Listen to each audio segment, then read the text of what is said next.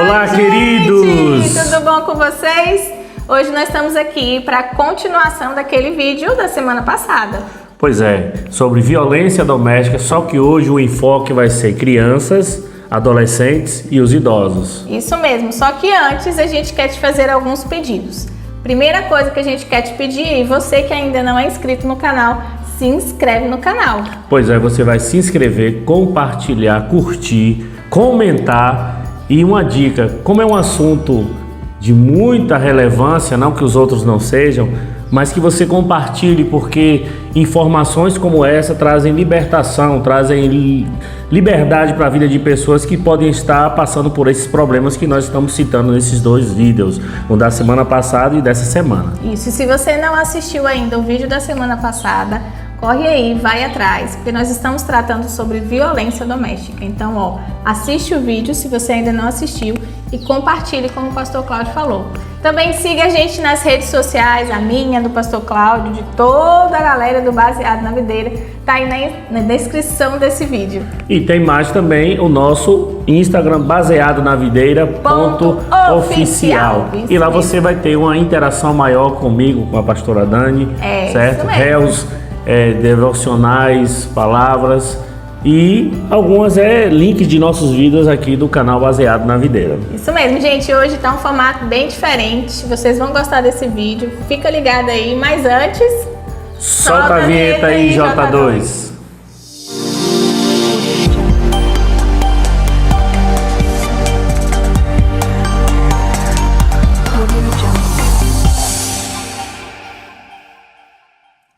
Bom, gente, hoje nós estamos aqui para mais um vídeo sobre violência doméstica. E nós falamos no vídeo da semana passada, falamos sobre a violência doméstica contra a mulher.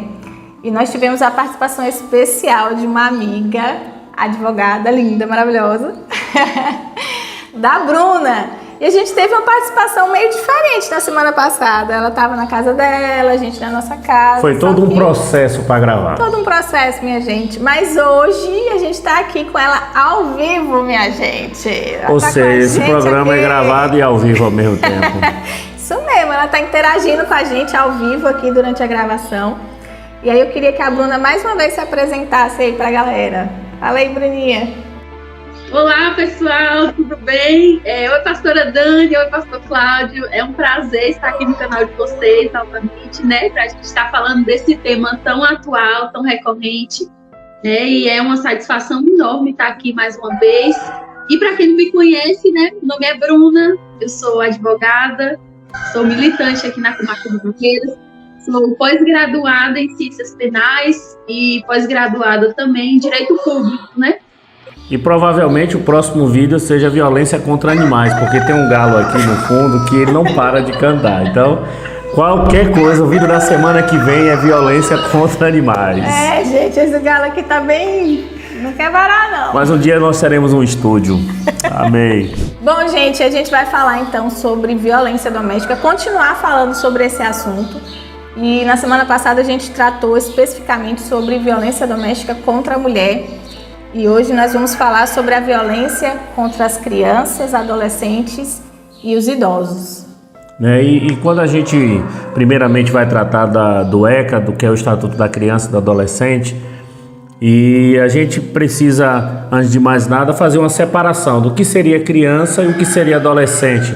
Bruna, qual seria a faixa etária que o ECA, nesse caso, indica que seja criança e adolescente?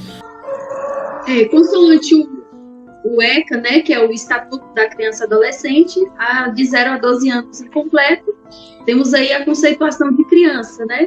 De 12 e 18 anos, temos a conceituação de ser um adolescente. E algo que me chama a atenção, tanto do ECA como do idoso, é que, na verdade, isso não passa apenas por uma responsabilidade familiar. Eu costumo falar que é um tripé, né? Família, sociedade e o Estado, né? E tem uma pergunta que eu quero fazer assim, que era um questionamento que eu fazia bastante quando eu assistia jornal e via falar feminicídio. Eu ficava, moço, por que tratar disso se já tem uma Constituição que fala lá que todo, se eu não me engano, o artigo 5 da Constituição fala assim, que todos são iguais perante a lei. Então, se todos são iguais perante a lei, por que haver lei para a proteção de criança, adolescente, idosos, mulheres? Por que, Bruna? Bom, então, respondendo a sua pergunta, né? Esse fato acontece justamente porque a Constituição Federal foi instituída em 1988, ela é considerada a nossa Carta Magna, ela é considerada a nossa lei maior. Ela é a base de todo o ordenamento jurídico, ela é considerada o preceito primário, né? Ela é a matriz de todos os ramos do direito. Ou seja, todos os direitos têm a Constituição Federal como base primordial. Então, todas as demais leis, elas são consideradas aí como leis infraconstitucionais.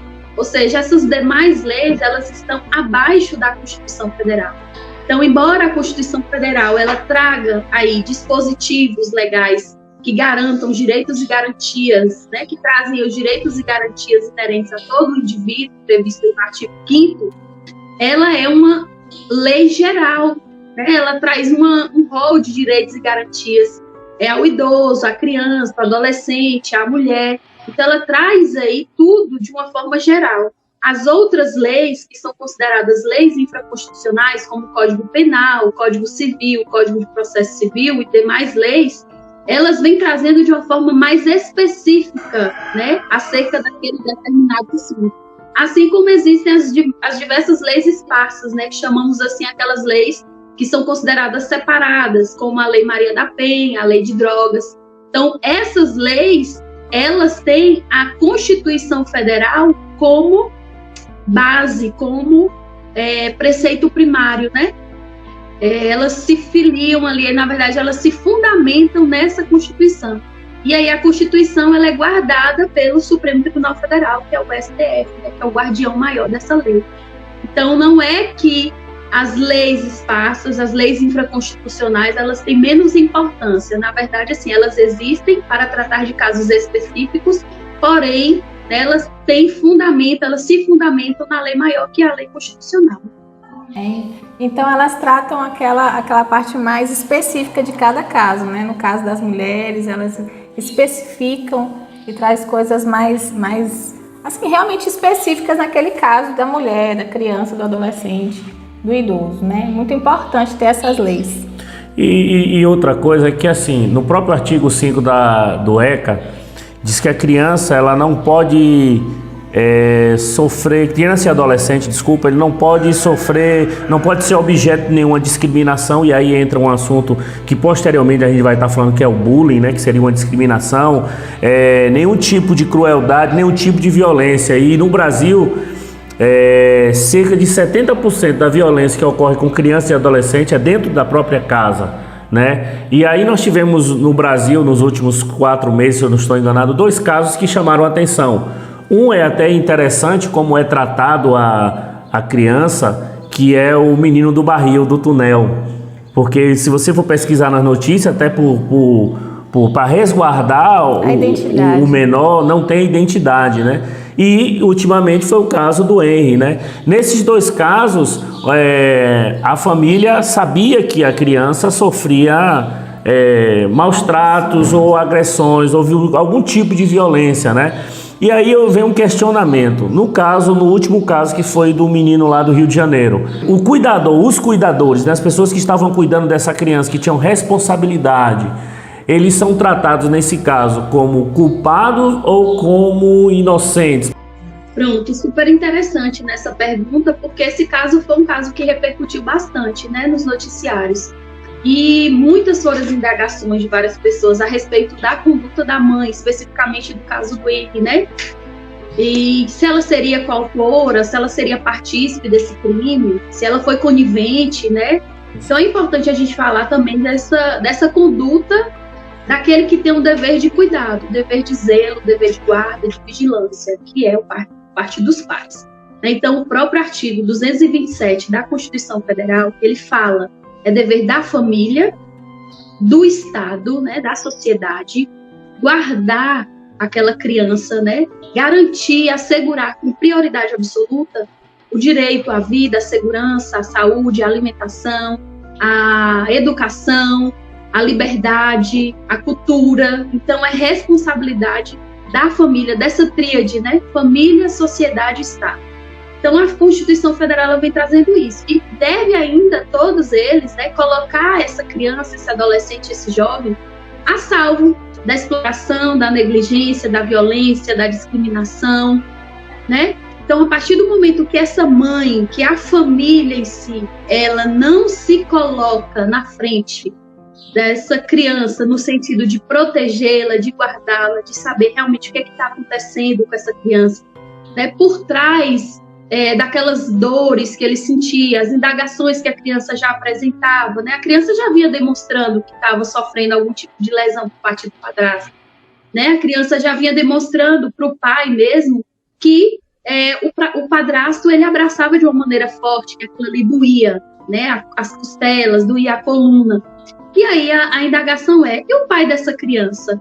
Qual foi o dever de cuidado e o dever de zelo, o dever de guarda, de atenção desse pai? Será se esse pai também foi conivente? Será se esse pai foi omisso? Né? Porque a própria lei, né, do Estatuto da Criança e do Adolescente fala, é punível também qualquer ação ou omissão. Então, a partir do momento em que o agente ele verifica que a criança está sendo vítima de alguma violência, seja de qualquer tipo que for, seja ela psicológica, física, sexual, né? Esse pai, ele tem que denunciar. Ele precisa estar atento a todos os fatores, inclusive o próprio ECA e a Constituição Federal coloca em primeiro lugar como dever a família, porque é no seio familiar que se descobre os primeiros sinais daquela criança vítima de violência, né?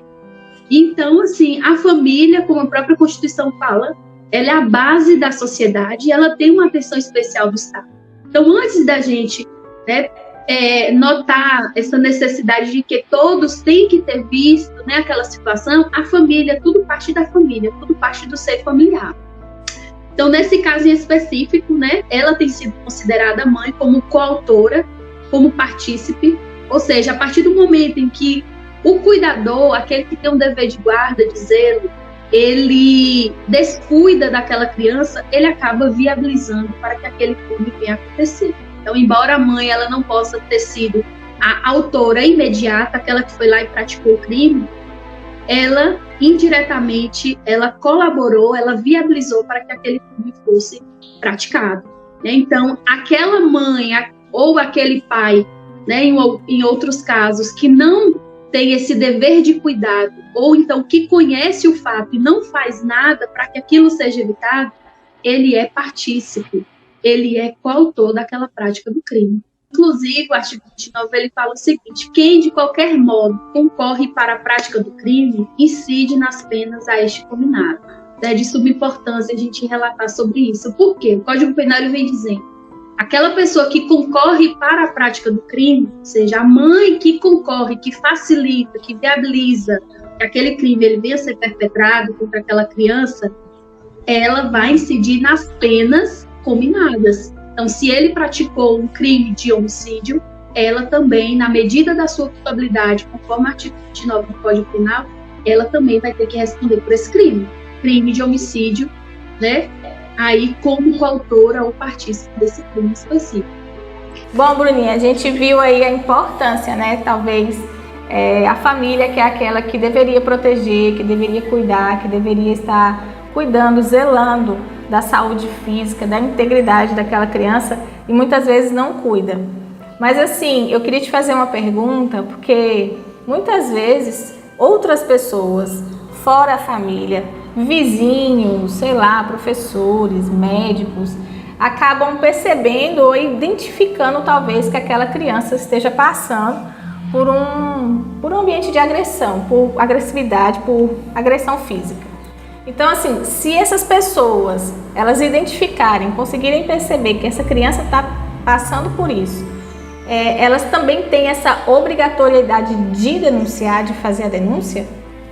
Então, inclusive, já existe um artigo, né, um dispositivo disponível aí no Estatuto da Criança e do Adolescente, falando sobre esse ponto, né?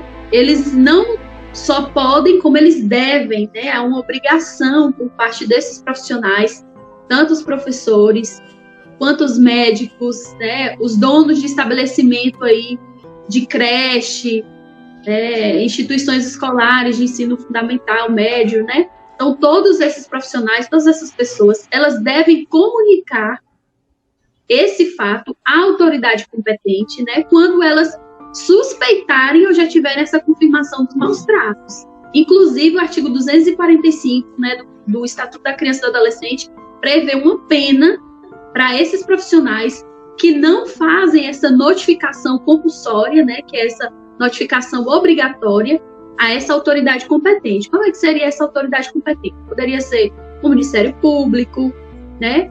E se tratando de conselho tutelar, porque a gente fala o conselho tutelar é uma pessoa jurídica, mas existem os conselheiros, né? Que são as pessoas físicas. Então, parte aí da obrigatoriedade dos conselheiros comunicar ao Ministério Público, né, sobre aquela situação de violência, de maus tratos atinentes aí àquela criança ou adolescente. A partir do momento que ele não comunica, aí ele passa, né, a fazer parte aí, na verdade ele passa a ser um infrator, e aí há uma sanção administrativa relacionada a ele. Então, o artigo 245, ele prevê uma pena de multa pecuniária de 3 a 20 salários mínimos, né, e se houver incidência, esse valor poderá ser dobrado. Então, é de suma importância que esses profissionais façam essa comunicação, porque haverá aí uma sanção administrativa. E também haverá uma sanção penal, né, que a gente fala que tem outros artigos aí que esses profissionais eles poderão incorrer, como, por exemplo, a omissão de socorro, né, que eles têm o dever ali de prestar aquela assistência àquela criança que pede socorro, porque a partir do momento que uma criança vítima de violência sexual chega num ginecologista, por exemplo, e ele, examinando aquela criança, conversando com aquela criança, ele verifica que há sinais claros de violência sexual, ele não tem que pensar em denunciar, ele tem a obrigação de denunciar. Ele tem que se dirigir ao conselho tutelar, informar aquela situação ao conselheiro, ou ele mesmo, né, fazer uma denúncia anônima, como aí no Disque 100, né? Então, existem várias maneiras dele poder fazer essa denúncia. O que não pode é esse profissional se omitir, porque aí ele estará incorrendo aí no crime também, né? Com certeza.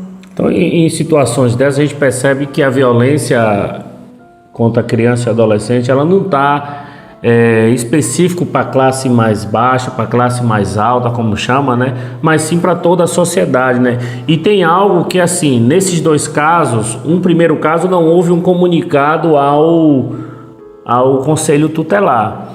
E no outro caso, entre aspas, o menino do túnel, do barril, há duas versões. A versão é que os vizinhos dizem que o Conselho Tutelar, ele tinha informação, certo? E 2 dias depois, o Conselho Tutelar vai e afirma que não, eles não tinham informação, e quando tiveram a informação, eles foram. E aí eu queria saber assim,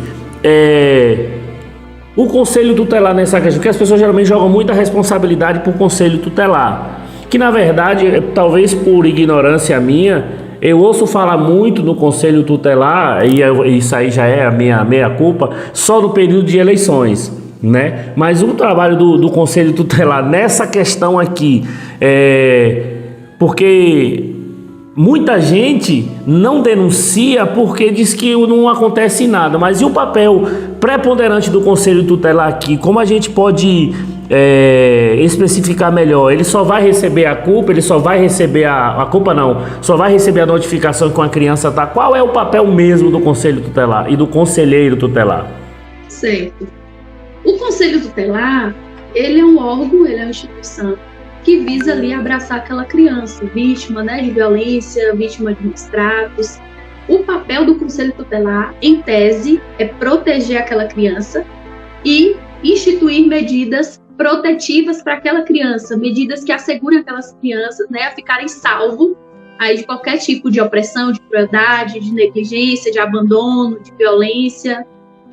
Acontece que muitas pessoas têm uma ideia errada sobre o Conselho Tutelar. O Conselho Tutelar, ele não é um órgão investigativo, né? O órgão investigativo é a Polícia Judiciária. É ela que vai auxiliar o Poder Judiciário a deflagrar uma ação penal contra o verdadeiro agressor.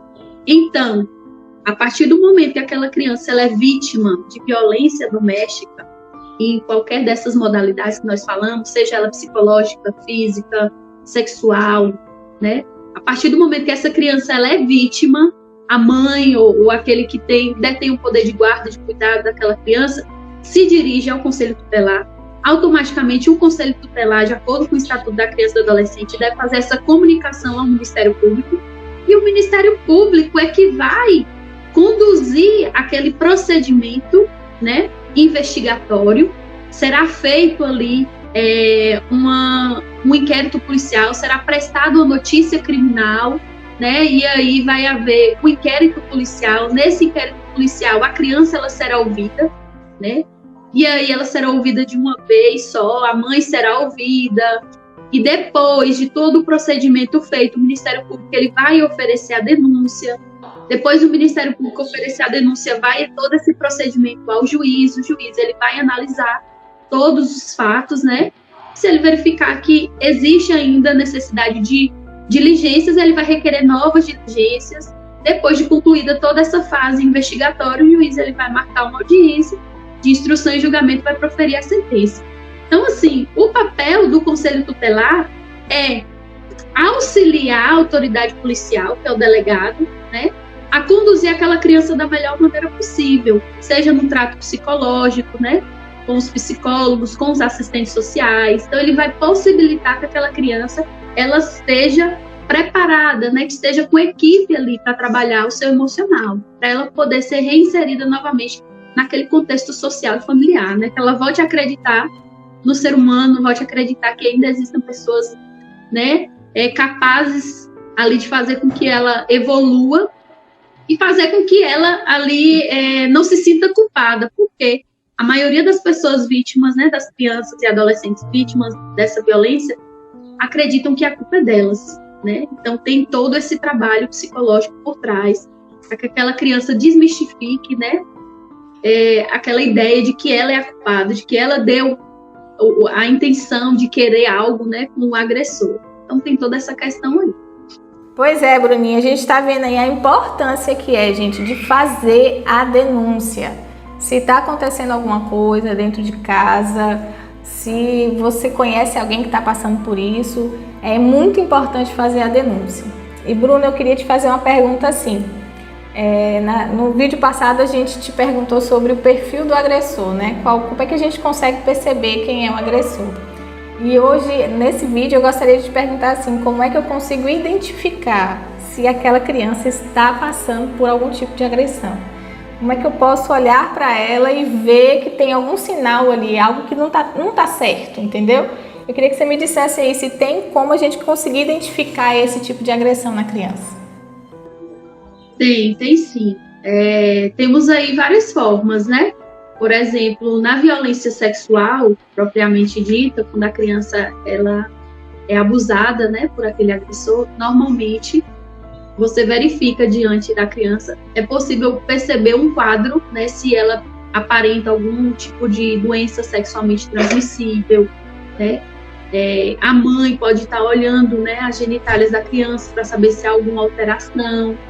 Às vezes a criança tem medo, né, quando ela se depara com aquele agressor, ela demonstra um medo, começa a ter calafrios, há um tremor, né? Então, assim, às vezes tem medo do escuro, distúrbio de sono. Então, são várias características aí que dá para demonstrar que essa criança... Às vezes a criança tem cólica demasiadamente, ou a menstruação desregulada, né? Se tratando dessa violência sexual. E aí tem também a questão da violência psicológica, né? A criança apresenta transtornos, né? Às vezes ela também quer se evadir de casa, sem mais nem menos, sem nenhuma informação, né? Tem medo de ficar assim, isolada, né? O medo do isolamento. Então, assim, são várias questões, né, que você consegue perceber que a criança mudou. Principalmente no ambiente escolar, a dificuldade daquela criança em aprender, a dificuldade do aprendizado, a professora está falando ali, a criança não se concentra mais como se concentrava antes, né? Inclusive, tem professores que conseguem detectar muito mais do que alguns pais, né? Porque hoje em dia nós temos visto que muitos pais têm terceirizado a educação dos filhos, né? Não sabem onde os filhos estão, o que é que os filhos estão assistindo na internet, né? Com quem elas estão andando, e muitas vezes isso passa despercebido, e quem olha mais é o professor fica atento, né? Às vezes, àquela situação daquela criança. Então, é importante ficar atento a esses sinais, porque a criança, no seu estado normal, ela não apresenta esse tipo de traços, né? Que ela vem apresentando logo após ter sofrido uma violência. Então, é interessante ficar atento a isso. Não, e é muito importante, então, observar qualquer detalhezinho de comportamento diferente que a criança apresente, né, gente? E só para a gente lembrar aqui que nesse próximo mês agora, o mês de maio, é o Maio Laranja, que tem uma campanha contra o abuso sexual infantil, que é muito importante, né, para a gente se informar, para a gente falar sobre o assunto, para trazer luz sobre esse assunto, para que mais crianças possam sair dessa situação.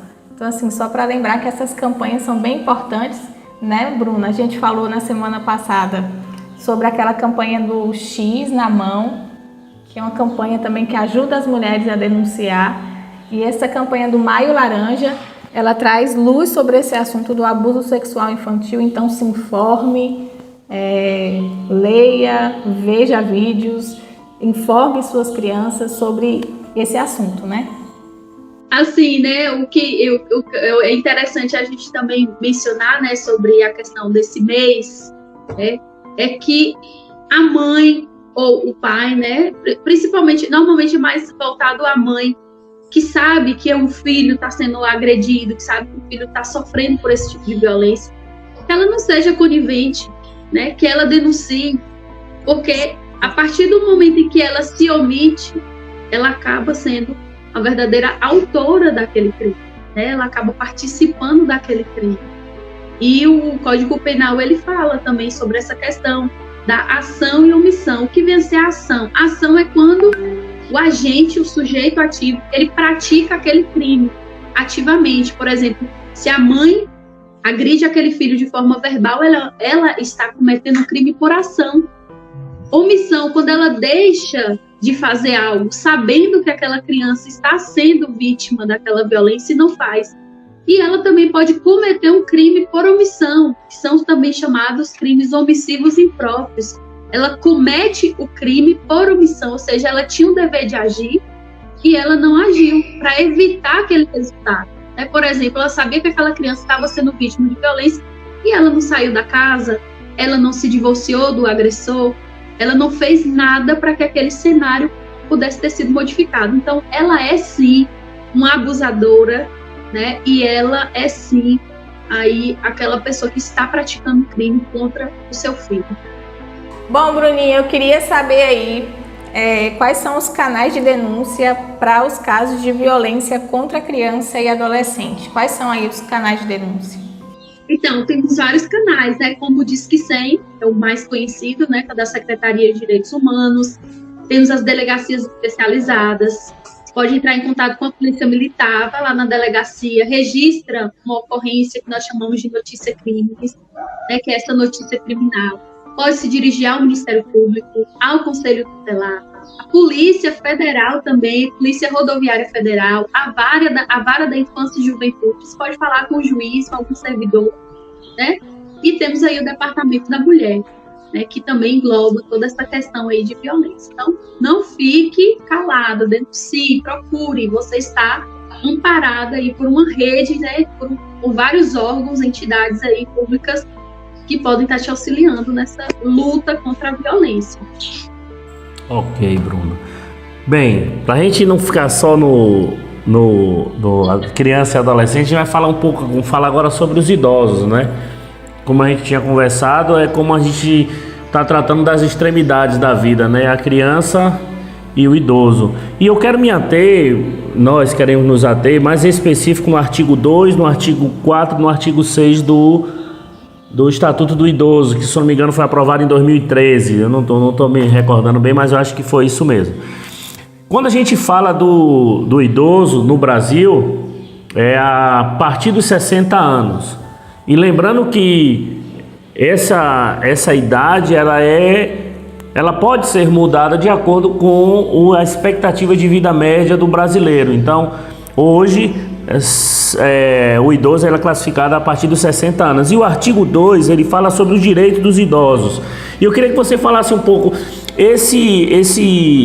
não propriamente esse artigo assim, mas essa lei do Estatuto do Idoso, ela abrange o que em relação aos direitos e aos deveres de nós como sociedade? Lembrando que é a mesma coisa, não é só a família e o idoso, é a família, a sociedade e o Estado, né? Essa tríade, eu chamo tripé, então você falou tríade, essa tríade aí é que vai nortear, não é isso? Isso. É muito parecido, né? O Estatuto do Idoso, ele é muito parecido com o Estatuto da Criança e do Adolescente. Inclusive, os dispositivos só mudam a nomenclatura idoso e Estatuto da Criança e do Adolescente. Então, se a gente perceber o artigo 4º mesmo, né? O artigo 4º, artigo 2º aí do Estatuto do Idoso, ipsis literis, praticamente é o mesmo corpo de texto, né? O mesmo corpo da lei ali. É porque é direito do idoso ter aí assegurado com prioridade absoluta o seu direito ao lazer, ao direito à educação, direito à liberdade. Não é porque é idoso que não tem direito à liberdade. Tem sim o direito à liberdade, né? O direito à liberdade de escolha. Então, assim, o Estatuto do Idoso, ele veio para garantir, trazer esses direitos e garantias inerentes ao idoso, né? Então, em consonância também com o artigo 5º da Constituição Federal. E o artigo 5º da Constituição Federal, logo no início da nossa conversa, né, vem falando sobre, e aí, esse direito à igualdade, né? Então, o artigo 5º, ele está embasado no princípio da igualdade, que é o princípio da isonomia. Esse é o princípio basilar de todo ordenamento jurídico. Então, o idoso, ele também se coloca em pé de igualdade com todos nós. É porque o artigo 5º, ele deixa bem claro, né? Todos são iguais perante a lei, sem distinção de qualquer natureza, né? Garantindo a todos o direito ao que? A vida, a liberdade, a segurança, a propriedade. Então, todo mundo tem direito, né? E o idoso não é diferente. É assegurado a ele aí todos os direitos inerentes aí relativos à vida, né? Os direitos essenciais à vida. E o que eu achei interessante, lendo um pouco sobre isso, é que nós somos, a nossa mente e nossa forma de vida ocidental, ele trata o idoso como um ser não produtivo, então ele tem que ser escanteado, já que ele não produz, ele só dá despesa, né? Então aí tem aquela questão da pirâmide etária. No nosso Brasil a pirâmide está ficando afunilada na ponta, na extremidade de baixo e em cima aumentando. E o que me chamou a atenção, que eu achei interessante do artigo 2, é que ele fala bem assim, que cabe ao Estado e à família, à sociedade, viabilizar o convívio dos idosos com as demais gerações. Eu achei isso sensacional. E a Bíblia traz isso, quando o salmista fala lá que é para a gente ensinar aos filhos e aos netos. E às vezes nós, como igreja, eu falo igreja geral, nós colocamos os idosos à parte. Não, ele tem que fazer o crochê, ele tem que fazer isso, e a gente tem que trabalhar para manter eles. Não, lembrando que eles, para a gente ser mantido, eles trabalharam também. Mas eu achei interessante é que cabe a nós, sociedade, cabe a nós, igreja, cabe a nós, Estado, viabilizar a relação dos idosos com as outras faixas etárias, né? E isso, o artigo 2 do Estatuto do Idoso deixa bem claro, né? E o artigo 6, eu queria que você falasse um pouco, que ele fala sobre a responsabilidade, muito parecido com o que você e a Dani estavam conversando ali. Dani, ela não aguenta, não, ela não pode ver um idoso. Porque se ela vê um idoso, ela tem que beijar, ela tem que abraçar. Esses dias eu falei pra ela que passou uma senhora aqui na porta, ela abraçou. Eu falei, eita, a velhinha ficou com medo de pegar Covid. Você foi dar um abraço nela? Não pode. Não resisto. E assim, ele fala assim que a proteção e a responsabilidade, tanto de você que está testemunhando uma agressão, uma violência ao idoso, um abuso, como para você que tomou conhecimento. Não muda a questão, como você disse, é ipsilitri. Poxa, falei bonito agora, ó. É ipsilitri em relação ao Estatuto da Criança e do Adolescente, né? Ou seja, não é só você praticar, é você ter conhecimento disso, né? Isso. Na verdade, ele fala, né, o próprio artigo 6º, todo cidadão tem o dever de comunicar à autoridade competente, né, quando souber dessa agressão, dessa violação aí ao idoso, né, como nós já falamos. A sociedade, né, a família, a sociedade, o Estado tem que colocar o idoso a salvo de qualquer forma de negligência, de discriminação, de opressão, de crueldade, né? Infelizmente, os filhos, os netos, muitos, né, deles, não vamos generalizar, mas esqueceram aí do papel do pai, do avô, do bisavô, né? Que lutaram, que galgaram, né, construíram aí todo um patrimônio, né, seja histórico, cultural, né, patrimônio mesmo financeiro, e tudo que eles têm é angariado justamente por conta dessa construção que foi sendo feita por esse idoso, né? Então, se tivéssemos aí um povo que amasse mais os idosos e gastassem mais suas energias no sentido de abraçar, de cuidar, de zelar, de cuidar como se crianças fossem, né? Porque o povo oriental faz isso, na verdade, né? O povo oriental, ele tem esse respeito e o cuidado pelos idosos, né? Nós ocidentais deixamos muito a desejar. E você falou aí sobre o artigo 4, né? Eu queria que você, sobre a questão da negligência, né? E aí vem a questão do abandono, né? Que muitas vezes são abandonados, são colocados em asilos. Isso aí vai de cada família. Eu não estou aqui para criticar, mas quais seriam as punições em relação a esse abandono? A gente sabe que tem um abandono de incapaz, o abandono quando tem que causa até a morte do idoso. Quais são as penalidades, em que isso implica para o ser humano? Lembrando que pela OMS, cerca de 15% dos idosos eles sofrem violência, e a gente vai falar daqui a pouco quais os tipos de violência, ou seja, 1 a cada 6 idosos ele sofre violência de algum tipo, né? Eu queria que você falasse um pouco sobre essa questão do abandono. Bom, né, o idoso, o próprio artigo 4º, ele fala, né, que o idoso ele deve ser colocado a salvo de qualquer tipo de negligência, de opressão, de crueldade, do abandono especificamente, né? A negligência nada mais é do que essa falta de cuidado, né? É deixar de fazer algo, é o abandonar, né? Então, o que a gente pode perceber é justamente que esse idoso ele não tem condição de prover a sua própria subsistência ali no sentido, não questão financeiro, né? Mas físico, emocional, físico, né? Porque é uma pessoa... Isso, porque ele já é uma pessoa idosa, né? E ele já não tem tanta disposição que ele tinha anteriormente, né? E aí tem esse artigo, né? O Código Penal, ele vem tratando no artigo 133, que é justamente você abandonar aquela pessoa que não tem condição, né, de por si só se prover, né, se manter ali. Então tem as penas, né? As penas do artigo 133 que fala justamente isso, né? Se do abandono resultar lesão corporal de natureza grave, nós temos a pena de reclusão de 1 a 5 anos, né? Então, se resultar uma lesão corporal de natureza grave, aquele idoso, por exemplo, o filho que sai e deixa o pai no carro. Então, ele já entra nessa questão da negligência, né?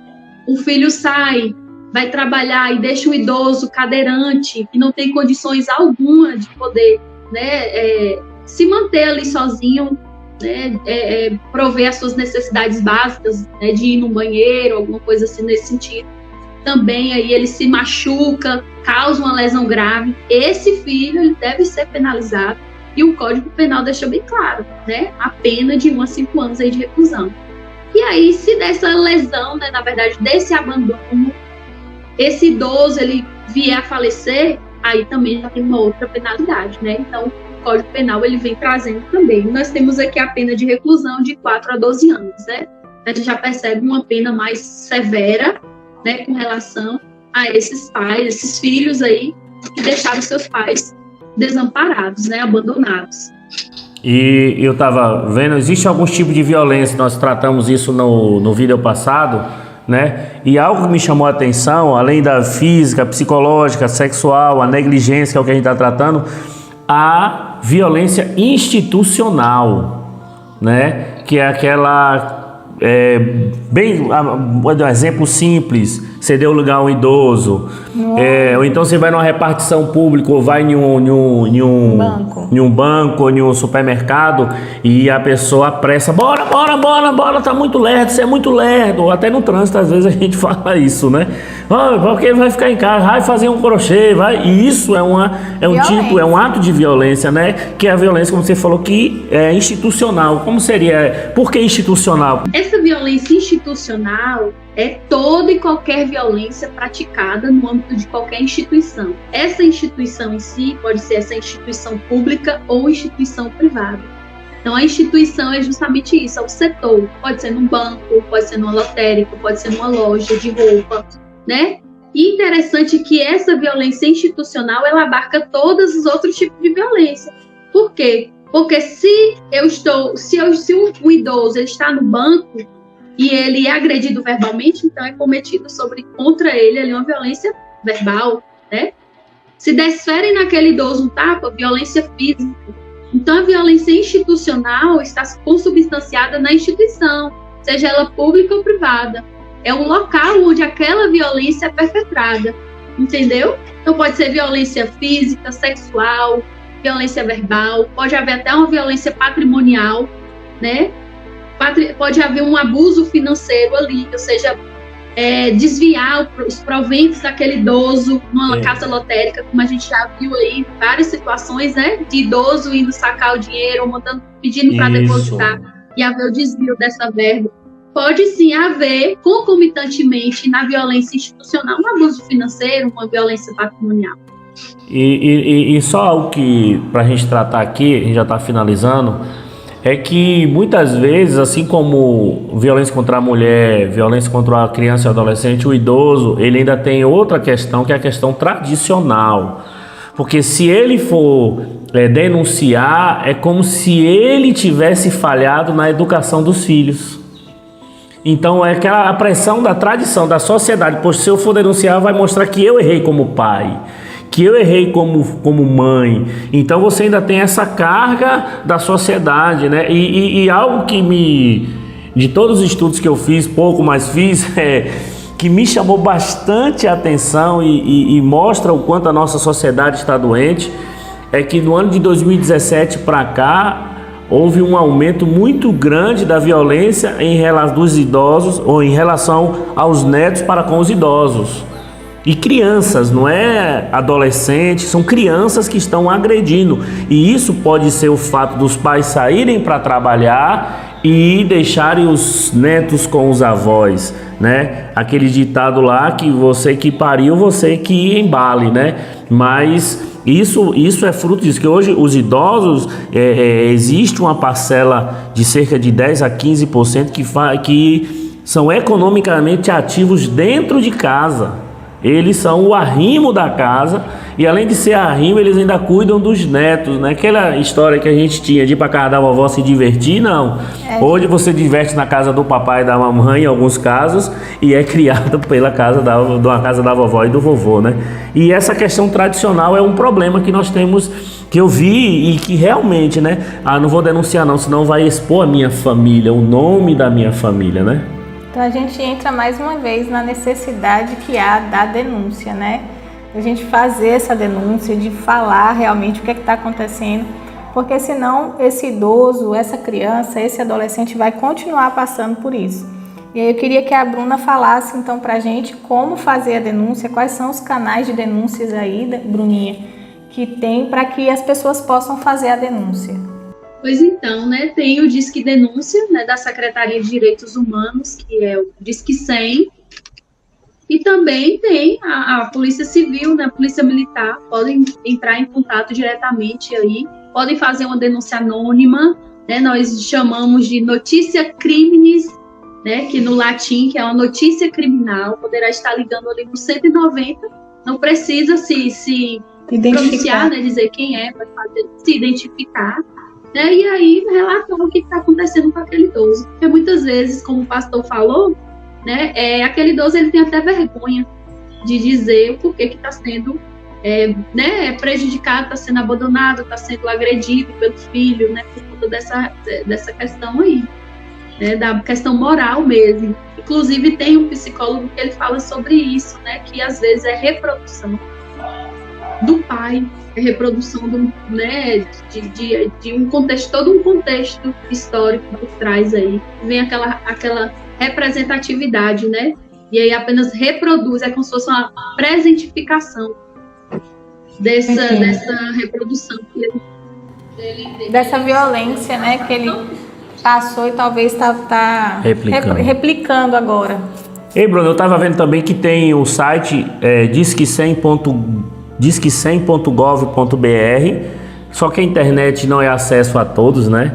Mas tem um aqui que eu estava pesquisando e esse todo mundo tem acesso, que é o WhatsApp, né? Que é o 61996565008, que é o WhatsApp automático. Você vai mandar mensagem, ele vai responder e você pode fazer a sua denúncia também. Só que o Disque 100, telefone, você pode fazer essa denúncia e a gente pede que você que sabe não seja omisso, sabe? Não seja conivente com o crime, né? Pessoas têm sido coniventes com violência contra a criança, violência contra adolescente, contra idosos, contra a mulher. E futuramente vai falar aqui sobre a questão do escravo, trabalho escravo infantil, que é um assunto que a gente não abordou aqui, mas lá para frente a gente pode abordar, né?